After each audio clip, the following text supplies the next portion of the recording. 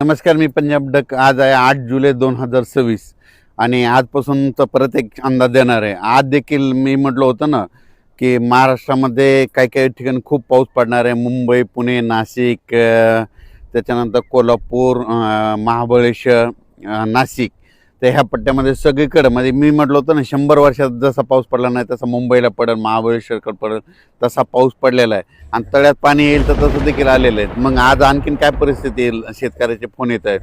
तर आज देखील 8 जुलैला देखील काय होणार आहे की पुणे जिल्हा, 2 जिल्हा, बारामती, त्याच्यानंतर इकडं अहिल्यानगर, संगमनेर, अकोले, संगमनेरमधले अकोले, शिर्डी, राहता, कोपरगाव, वैजापूर, गंगापूर, त्याच्यानंतर इकडं संभाजीनगर, जळगाव जिल्हा, धुळे जिल्हा, आज नंदुरबार जिल्हा देखील पाऊस जाणार आहे.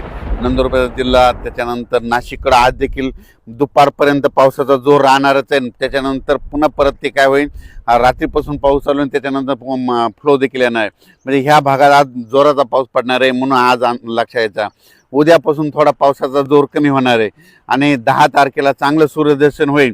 पण काय होईल म्हणजे 9, 10, 11 स्थानिक वातावरण तयार होऊन काय होईल, राज्यात ठिकठिकाणी स्थानिक वातावरणाचा पाऊस पडेल. म्हणून हे लक्षात यायचं. 11 तारखेच्या नंतर चांगलं पुणे, नाशिक, मुंबई, त्याच्यानंतर कोल्हापूर, ह्या पट्ट्यामधलं काय होईल, तिकडलं वातावरण एकदम निवळून जाईल, क्लिअर होईल. मग चांगलं सूर्यदर्शन घडण म्हणून हे अंदाज लक्षात यायचा. मुंबईला देखील काय होईल, 11ला चांगलं म्हणजे क्लिअर वातावरण होईल, म्हणजे एकदम असा पाऊस एकदम बंद झालेला दिसा. आणि उद्याच्याला 9ला देखील कमी होईल, पण 10-11च्या दरम्यानमध्ये चांगला बंद होईल. म्हणून हे मुंबईकरांनी अंदाज लक्षात यायचा. आणि राज्यात इतर परिस्थिती बघितली तर पूर्व विदर्भ आणि पश्चिम विदर्भ, तर 6-5-11 जिल्ह्यामध्ये आज देखील काय होईल, तुरळक ठिकाणी पाऊस पडेल, म्हणजे सरी येतील. म्हणून हा अंदाज लक्षात यायचा. फक्त काय झालं, महाराष्ट्रामध्ये लातूर जिल्हा, धाराशिव जिल्हा, सोलापूर जिल्हा, ह्या आणि बीड जिल्ह्याचा इकडला पश्चिम आपला दक्षिणचा भाग, ह्या भागामध्ये काही भागामध्ये पाऊस पडलेला नाही. तर तिकडे काय होणार आहे, आता ह्या उद्याचा जे पाऊस आहे म्हणजे 9 जुलै, 10, 11, 12च्या दरम्यान स्थानिक वातावरण तयार होऊन तिकडे देखील काय होईल, हे पाऊस इकडला बंद झाल्यानंतर तिकडे स्थानिक वातावरणाचा पाऊस पडेल. पण एवढा खूप मोठा पडणार नाही, पिकाला लागेल तसा पडेल, सर्वदूर नाही पडणार, भाग बदलतच पडणार आहे. म्हणून हे अंदाज लक्षात यायचा. पुन्हा नंतर राज्यामध्ये काय होणार आहे, आपलं जुलैच्या शेवटच्या आठवड्यात परत एकदा असाच पुन्हा एकदा पाऊस येणार आहे. म्हणून हे लक्षात यायचं. त्याच्यानंतर काय होणार आहे, आता मध्ये 15-16 तारखेच्या दरम्यान राज्यात खूप काय मोठा पाऊस येणार नाही, फक्त असाच मध्ये पिकाला लागेल तसा एक असा येणार आहे. एवढं म्हणजे आता अतिवृष्टीसारखा तसा काही पाऊस येणार नाही. म्हणून हे अंदाज सर्व शेतकऱ्यांनी लक्षात घ्यायचा. तर राज्यात मी म्हटलं होतं ना, निळवंडे धरण, भंडारा धरण, जे भंडारा धरण जे ते 11 TMCचं आहे, तर ते जवळपास आता 50% भरलं आहे. त्याच्यात जवळपास 6 TMC पाणी आलं आहे. तर आणखीन 3 TMC पाणी आज त्या पावसामध्ये येणार आहे तिथं. मग आज आल्याच्या नंतर हे भंडारा धरण 75% झाल्याच्या नंतर त्याचं पाणी सोडावंच लागणार आहे. मग त्याचं पाणी निळवंडेला येते. निळवंडे धरण 9 TMCचं आहे. निळवंडे आता जवळपास 45% आहे. मग तिकडे देखील पाऊस चालू आहे. आणि मग निळवंडेत पाणी भंडाऱ्यातून आल्याच्या नंतर काय होणार आहे, मग ते पाणी देखील काय होणार, जायकवाडीकडे गोदावरी नदीकडे सोडवत लागते. कारण की 75% झाल्याच्या नंतर त्याची तेवढी ते कॅपॅसिटी ठरलेलं तेवढं धरण कोरडं ठेवावं लागतं. त्याचं पाणी लगेच गोदावरीत येणार आहे. आणि इकडून प्रवाह याचे नाशिकहून गोदावरी नदीला पूर आलेला आहे. 7,000 पाणी जायकवाडी दिशेनं निघालं आहे. आता ते श्रीरामपूरपर्यंत आलेलं आहे आणि तिथून 100 किलोमीटर आता ते पाणी आहे. तर आज रात्रीच्याला जायकवाडीमध्ये ते पाणी पोहोचत आहे. म्हणून मराठवाड्याचे जे तहान भागवणारे धरण आहे त्याच्यामध्ये पाणी यायला सुरुवात होईल. पण आणखीन हे आजचा दिवस जोरात पाऊस पडत असल्यामुळं जायकवाडी देखील धरणामध्ये आवक येणार आहे. म्हणून हे लक्षात यायचं. जायकवाडी धरणातल्या जे लाभ क्षेत्र आहे, तुम्ही घाबरू नका, आणखीन पाऊस खूप पडणार आहे. आता एक शेवटच्या आठवड्यात येणार, पुन्हा एक परत काय होणार आहे, ज्या वर्षीनं पाऊस मान्सून गोव्यापर्यंत येतो आणि तिथं स्टॉप होतो ना, त्यावर्षी काय होतं, पाऊस पूर्वेकडून येतो. आणि पूर्वेकडून पाऊस आल्याच्या नंतर काय होतं, नंतर परतीच्या पावसामध्ये सगळे धरणं लेवल करतो. म्हणून जायकवाडी धरणात देखील पाणी साठा येणार आहे. म्हणून जायकवाडी क्षेत्रातल्या लाभ क्षेत्राने घाबरून जाऊ नका, कारण की आणखीन परतीच्या पावसामध्ये चांगला पाऊस पडणार आहे. आता जुलैच्या शेवटच्या आठवड्यात एक चक्रीवादळ येणार आहे आणि त्याच्यात देखील बराच भाग कव्हर करणार आहे. म्हणून हे लक्षात घ्यायचं.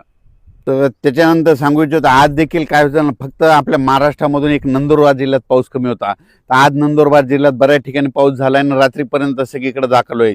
जळगाव जिल्ह्यातले जे सुटलेले गाव आहेत आज पाऊस सुरू झालाय. त्याच्यामध्ये आज ह्या 2 दिवसामध्ये तिकडला देखील भाग कव्हर होईल. धुळे जिल्ह्यामधले थोडेफार गाव सुटलेले आहेत ते देखील आज पावसात कव्हर होते.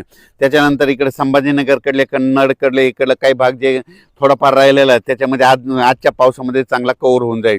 संभाजीनगरकडे आज देखील काय होणार आहे, दुपारच्या नंतर चांगला जोराचा सरी येणार आहे आणि जिथं पाऊस नाही पडला तिथं पडून जाईल, पेरणी योग्य पाऊस पडणार आहे. संभाजीनगर जिल्ह्याचा आज भाग देखील जे वंचित राहिलेला ते देखील कव्हर होईल. जालना जिल्ह्यातला जे काही उर्वरित भाग राहिलेला आहे ते देखील आजच्या पावसामध्ये काय होईल, कव्हर होऊन जाईल. त्याच्यानंतर बीड जिल्ह्यातला काय होईल, बीड जिल्ह्यातला बराच भाग कव्हर होईल. तर हे पाहू शकता, हे बीड जिल्ह्यामध्ये असे एवढे कापसं आहेत, हे धूळ पेरणीचे कापसं आहेत. आता सध्या मी माजलगावच्या पुढे गडी रोडवर हे गडीकडले ह्या भागातले हे कापसं ते धूळ पेरणीचे कापसं आहेत. पण राज्यात मात्र फक्त 2-3 जिल्हे आहेत, लातूर जिल्हा झालं, धाराशिव जिल्हा आणि सोलापूर जिल्हा, तिकडे पाऊस कमी पडलेला. पण काय होणार आहे आता हे 9 जुलै ते 11 जुलैच्या दरम्यान तिकडं देखील स्थानिक वातावरण तयार होऊन भाग बदलत विखुरलेल्या स्वरूपाचा पाऊस पडेल. पण तिकडे देखील पेरणीयोग्य पाऊस पडेल म्हणून हे लक्षात यायचं. खूप काय मोठा पडणार नाही पण चांगला पाऊस पडेल, पेरणीचा पाऊस पडेल म्हणून हे लक्षात यायचं. लातूर जिल्ह्यामध्ये काही भागात पडला आणि काही भाग सुटलेला आहे, तिकडे देखील ह्या 2-3 दिवसात कव्हर होईल. त्याच्यातून जर काही जर उरले तर त्याच्यानंतर काय होईल, 15, 16, 17च्या दरम्यान एकदा थोडा पाऊस येणार आहे, त्याच्यामध्ये कव्हर होईल. आणि त्याच्यातून जर काही जर राहिले तर पुन्हा काय होणार आहे, जुलैच्या शेवटच्या आठवड्यात पाऊस येणार आहे म्हणून हे लक्षात येतं. आणि शेतकऱ्याला सांगतो, शेतकऱ्यांना घाबरू नका, ऑगस्टमध्ये देखील असेच 2 मोठे पाऊस पडणार आहेत म्हणून हे देखील लक्षात यायचं. एक पहिल्या आठवड्यात येईल ऑगस्टच्या आणि एक शेवटच्या आठवड्यात येईल.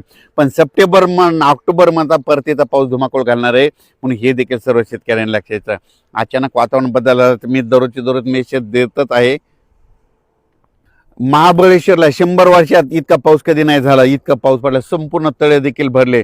त्याच्यानंतर मी म्हटलं होतं ना, मुंबईला देखील 100 वर्षात पाऊस इतका पडला नाही तितका. आज मी सरासरी विचारपूस केल्याच्यानंतर तिथं जवळपास ह्या 8 दिवसाचा जवळपास 1200 मिलीमीटर पाऊस पडला आणि आज देखील पडणार आहे. मी म्हटलं होतं ना 1000 मिलीमीटर पाऊस पडेल तिथं, तर तितकी तिथं नोंद झालेली आहे काही काही भागातली. आणि काही तर 1800 जवळपास गेलेला आहे. आणि आज देखील काय होणार आहे, नाशिक जिल्ह्यातनं आज देखील पाऊस राहणार आहे. संगमनेर, अकोले, इकडं अहिल्यानगर एक चांगला राहणार आहे म्हणून हे देखील